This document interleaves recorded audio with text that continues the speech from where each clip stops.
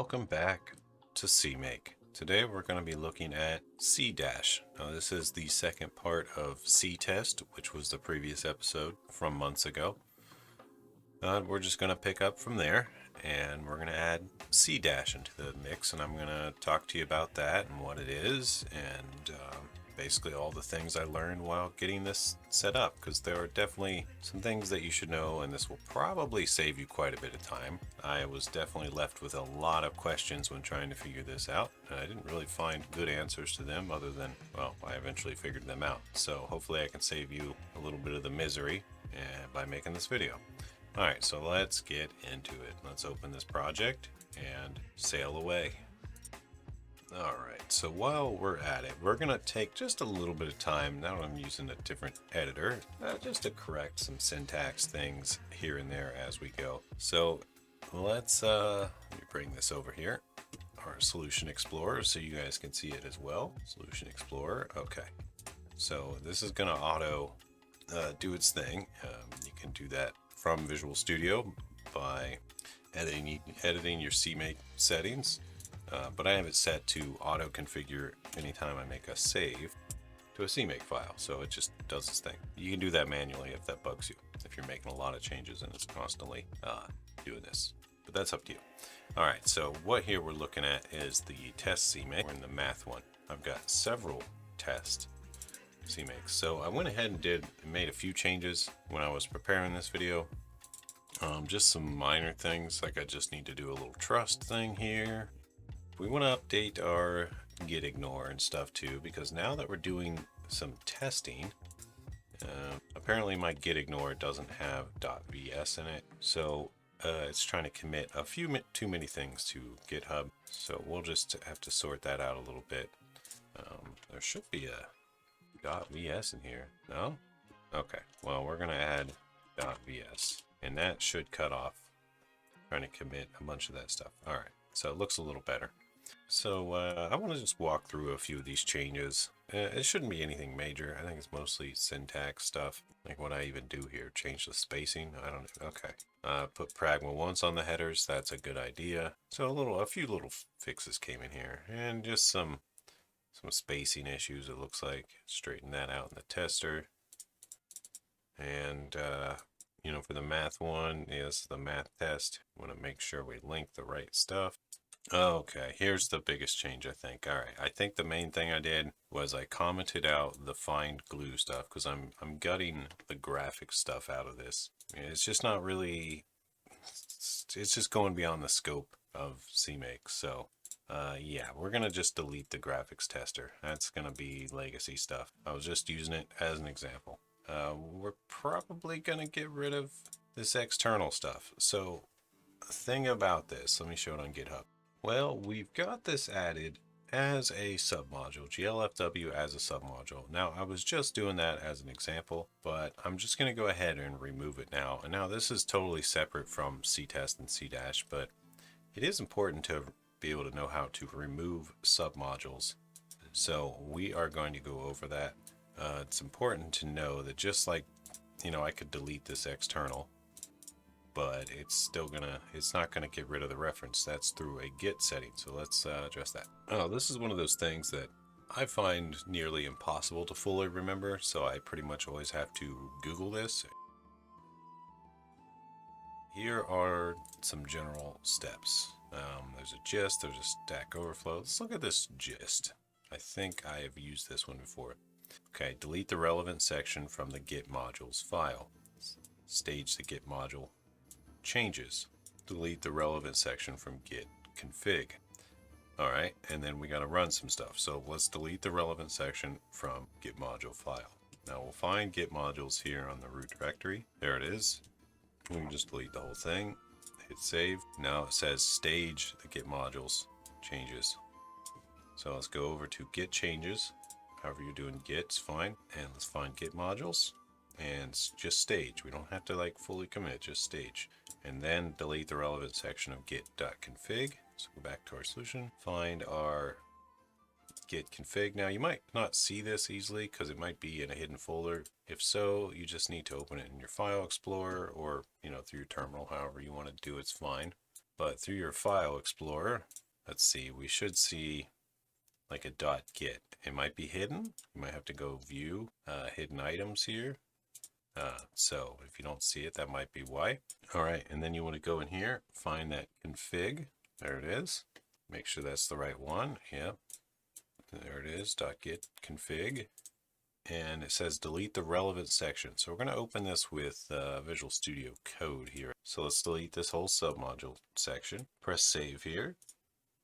And we should be good. And now let's make sure we do the next part right. We need to run a command, git rm git remove -- cached, and then path to the submodule. So for us, it's going to be external glfw. All right, so let's bring up the terminal. We can do it here, developer PowerShell.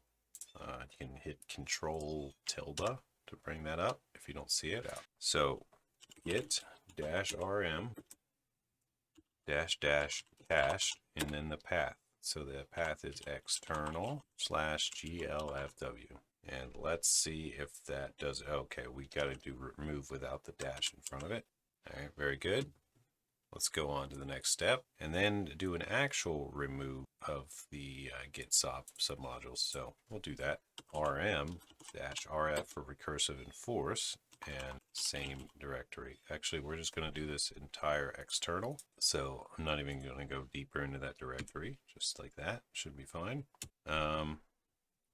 We are in a developer PowerShell, not in Linux, so it is a little different for us. Yeah, I guess we just gotta delete it manually here. So let's go back to our folder, look for, I know I'm a little off topic here, but I just want to show everything I'm doing.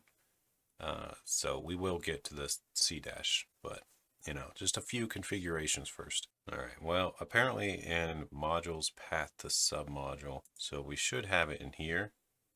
Yeah, so we want to delete this as well. Now, if you're on Linux, you can use the rm. I forgot the git when I did the command, so it should be, something like .git / like that, and then modules. However, yeah, rm just doesn't work in this PowerShell anyway, so that's why I had to go and delete it manually. Okay, now it's gone. There's nothing in modules. And last thing, we just want to basically commit these changes, and we should be good to go. And we should be able to delete this now as well. So let's delete the external, go to our stage changes, and I think I'm just going to do a full commit here and see if that's good enough. Commit everything. Move submodule and clean up. So I'm just doing this straight to master, just as a way of, well, I'll explain more later, but basically to use CDash properly, you need to be committed and pushed and all that stuff. So it's got one outgoing. Looks like it only wants to pull here. Created locally. Okay, I've got a little thing to sort out. Okay, so we got that sorted out. I basically just had to relaunch this app for its little GitHub helper to pick up that I could push. I needed to validate my credentials or something. All right, so we can close all this stuff from the cleanup.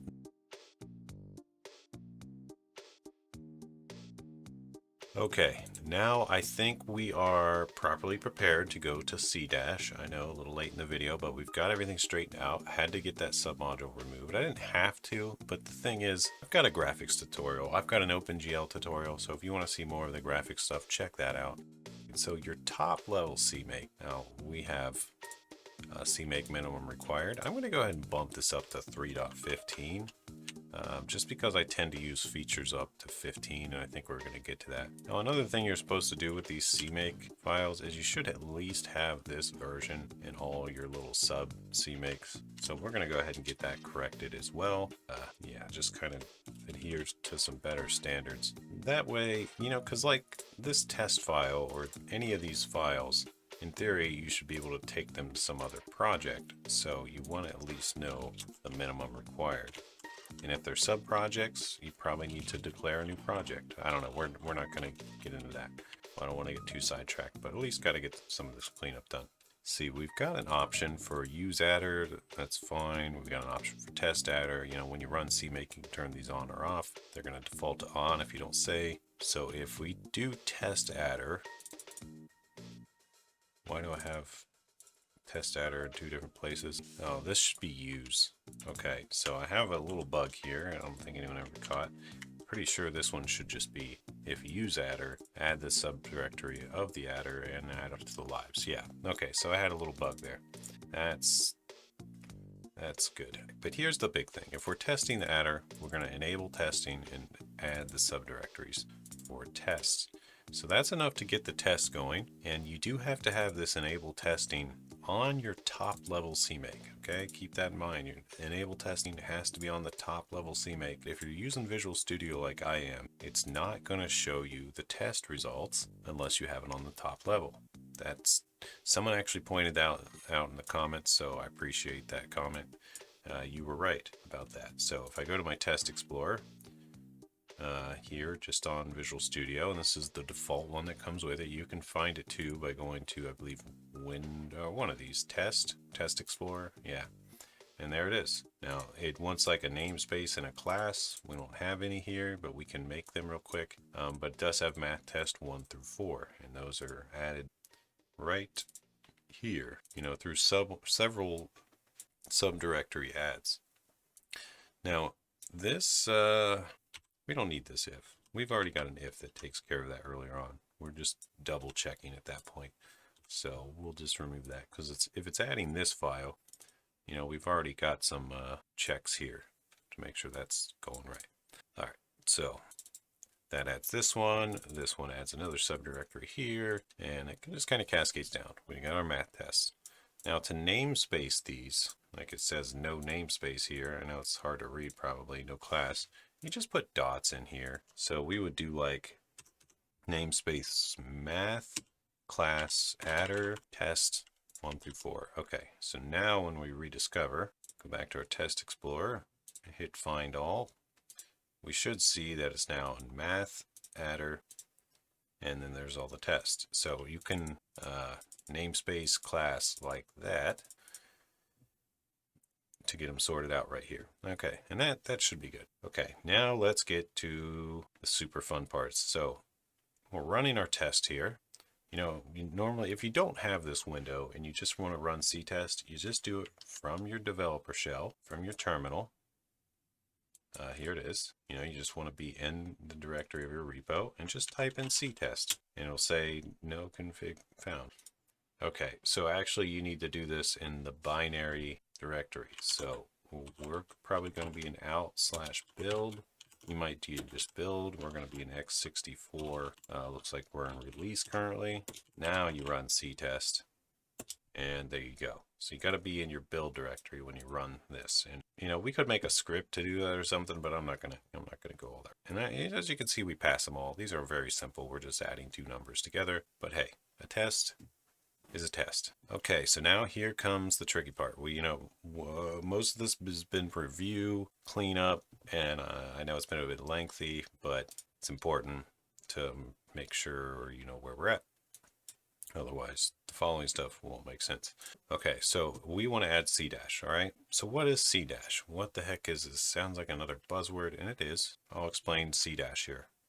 All right, so I've got it pulled up on CMake's website, and I'm just going to go over the highlights here, as I've already kind of read through all of this. And, you can if you want, but it's basically a lot of stuff that says CDash is a results dashboard. So when you run your tests, you can have a history of your results, and that's all this is. It's just a history of your previous runs.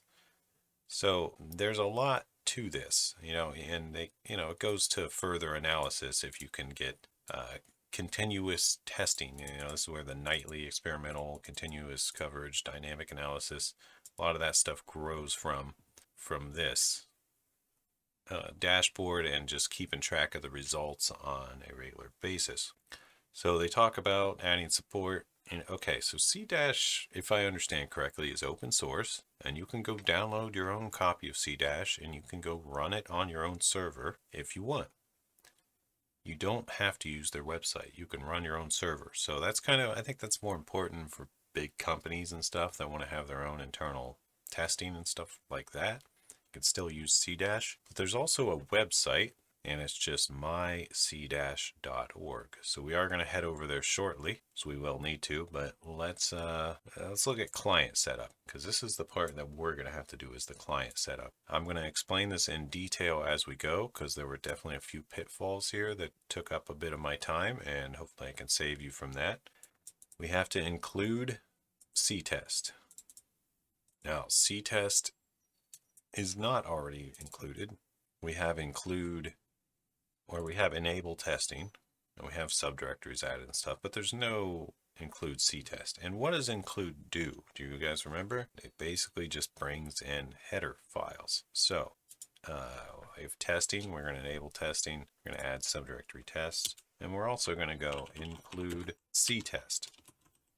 Now this include ctest is going to perform some lookups. It's going to look for files in your directory, and what it's going to do. And mainly it's going to look for like a ctest config.cmake. If it finds a ctest config.cmake, that's like tacked on to the end automatically of this include. You just don't see it here. I know that's so confusing, that actually had me hung up for a bit. So just keep that in mind. We're just looking for an actual file, and it's already putting this on the end of it without you knowing it necessarily, unless you've studied CMake a ton. So hopefully that clears it up. So it's going to look for a ctest file. We don't have a ctest file.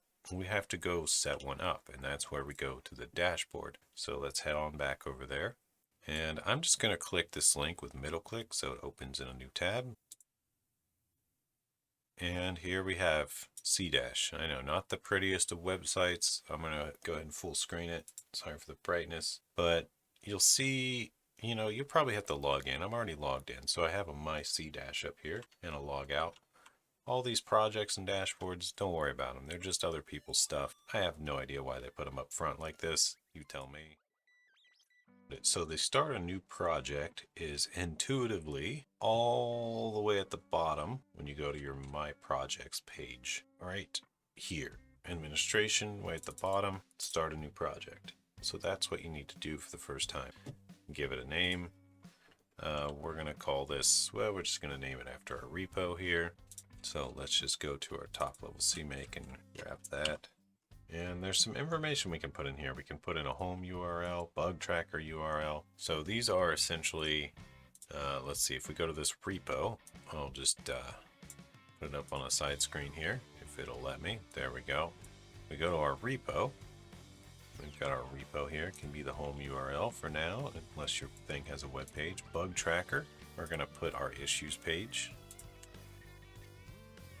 And if you have this other stuff, you can fill it out, but I don't believe I have any for this one. And it asks if you want a public dashboard, which means only accept submissions bearing a valid auth token. I'm not 100% sure on these. I think I'm just going to leave it default. In next step, you can select a logo if you want. You just got to follow their guide. I'm not going to do that in this case. Repository, I guess, and in this case, it's going to be the same as our home URL. We're just going to use the repo again. Repository viewer type. So there's a bunch of different repository viewers. We're just going to use GitHub here, plain old GitHub. But if you're using something else, there's a bunch there. And now we have another repository link, same thing again. Now this repository is an actual important one because this is for the server stuff, and it wants a branch too. Now this is old style. I've still got just the master branch. I never went any further with this one. So we would just put that branch in here. This is only single branch repo. And we have a username and password that it can cache, but we are not going to do that. So just leave those blank, and that should be good enough. So these are the main important ones so far, is this repository and which branch. Next tab is a testing tab. We're going to leave this all default. And we have an email coverage, email submission failures. Sure, why not? Set this up as you like. And then a little miscellaneous. You can set up this as you like too. I'm not going to do anything here. And it is complete. We can now go to our CDash project, and there's no builds for OLAS. Very good. So what we want to do at this point is we want to get our config file. All of this, creating the project so we can snag that config file. So go to settings. I believe it's project. And in here you will find under miscellaneous a ctest.config.cmake. Now this is a very elusive file. It looks like you can click it and download it. You can click it and open it in this PHP thing and it tells you what to do.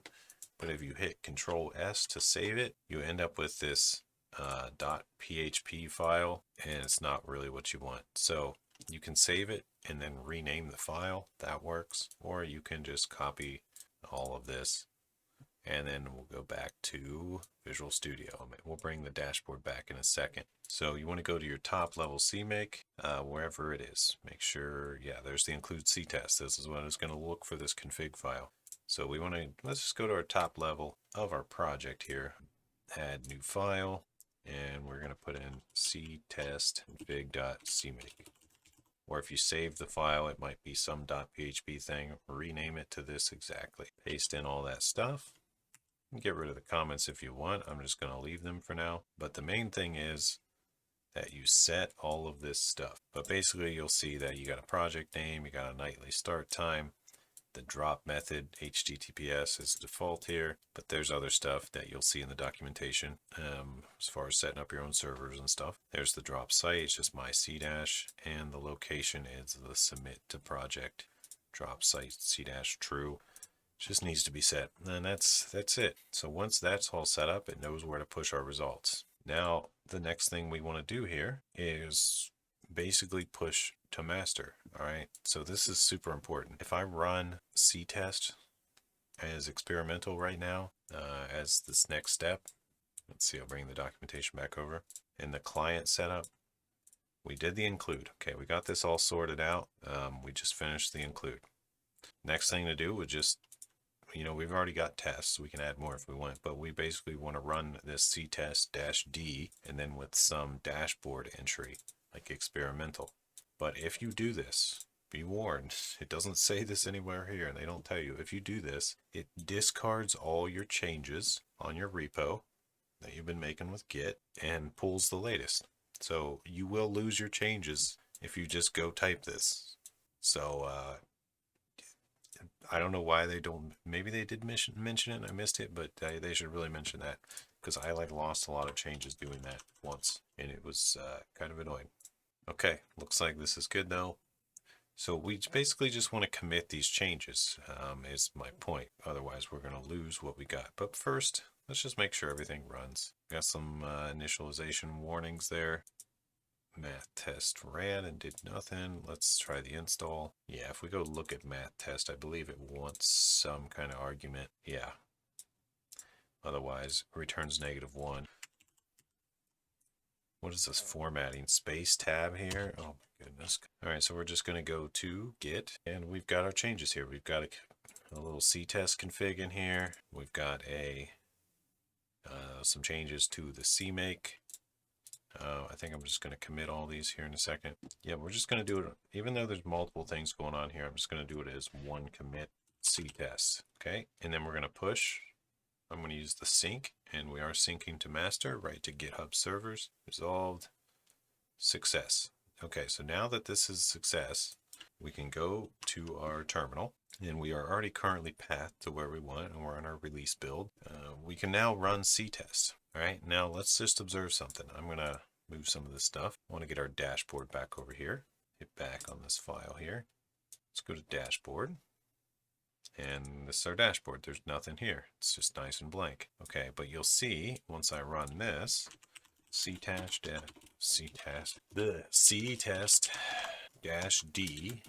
experimental. And if you want to make sure you don't typo this, copy paste. And we'll give it a run. Looks like it went through everything. It created a new tag. It had some errors and warnings when building, so we might look at those. Performed coverage. Cannot find coverage files, ignoring requests. So that's another thing we might talk about at some point. Coverage. And it submitted files. There were errors while running ctest. Okay, so let's see if our dashboard updated. Yes, it did. Here's our dashboard. It looks like we've got a whole bunch of warnings here and some errors that we could look at. And we've got our warnings from double to float. We saw those natively, but we didn't see any of these. So this has given us some insights, but ultimately you've got the meat and potatoes of this at this point. That's how you upload tests. You run some kind of thing. I would highly recommend going over this page. It's got stuff that I can't include in this episode, but you can do a lot with this. We have essentially completed the hello world and got it initialized, so you should be able to take off from here with it. And if there's a lot of like the same question or something, maybe we can do a part 2, but otherwise I'll move on. All right, so I'm going to address these. First, I'm going to look for some hints here from these warnings here. We got a fatal error, 3 unresolved externals. Let's see, the tester object has external symbol A to F referenced in main and FTL used. Now, A to F should be in one of the headers, I think. Unresolved external main CRT step startup. Okay. Okay, so if I'm understanding this warning correctly, it's our A2F. A2F is how we're turning our arguments into float values, but this returns a double. A2F returns a double. So we're adding those together and then saving it as a float, which is implicit and casting to a larger type, or casting to a shorter type. You know, we're going from this large double to a smaller float. So what happens there? You know, that's what's confusing. And same here with this add. We're actually taking in doubles. This thing is returning a double. But when we call our add function, it's only floats. So that's not exactly ideal. That's probably what all these warnings and errors are from. And thanks to our tests, we actually caught that very quickly. All right, because if we like look at A to F, let me just bring this over real quick. You know, this is off the scope of CDash and ctest, but you know, it's an example of how it kind of goes back into your flow. Here's what A to F will take. It'll take any of these, and you can get, you know, it's just a great way to get numbers, basically. And it's from C Standard Lib, so yeah, that's probably fine. But I think because we're running in 64, it wants doubles. I think, I'm not 100% on that. But there's a couple things we could do. We could just add it here. We could add a double version. We could do that, and we just need to declare it in the header here. And that should clear up some of the stuff. And when we go back to our tester, we could probably just auto these. And auto should understand, because everything's double here, this add is going to now call the double version of it, rather than implicitly calling the float one. And this just should be 2 doubles added together and get the value. So these autos should both deduce to double. We could specify double in here, and that'd be fine too. Let's just put it at that. Let's not confuse people with auto. So now when we do our rebuild here, let's see what happens. No warnings this time. Let's go ahead and hit the math test. Actually, let's just do the test. Test Explorer. If you can't find it, hit the run. And it seems to pass all our basic tests there. So now let's say we add overload for doubles. All right, let's go ahead and put that in there, and we'll sync that. And now, remember, if you want to run ctest, you got to do this push and sync thing first. It's got to know your changes were committed. So that's why we're doing that. Let's go back to our developer PowerShell. We're still on the output directory here. So we should just be able to run our ctest experimental again and see what we get this time. And this time it passed and didn't have any errors. So let's go look at that on the dashboard. Here we are back to our dashboard. Let's hit actual dashboard here. And we got a couple warnings. There's one, you know, with all the, before we fixed everything, before we fixed that double problem, there's all those warnings. And then we ran it again. This time we got 4 pass just now. So you can get these over time, and you know, you can do stuff with your own data. Hope you've enjoyed this video on CDash and how to get it going and its usefulness, and how to kind of start integrating it into your flow as we've slightly done here. Now sure, I would do a lot of things different here if this were a real project. So, you know, like we could template this add to handle integers and stuff. It doesn't even handle integers. But that's besides the point. We're just, sample project stuff. We're going to close this. We're going to say goodbye. We're going to thank the patrons and the supporters and viewers like you. Good luck. Matt out. Peace.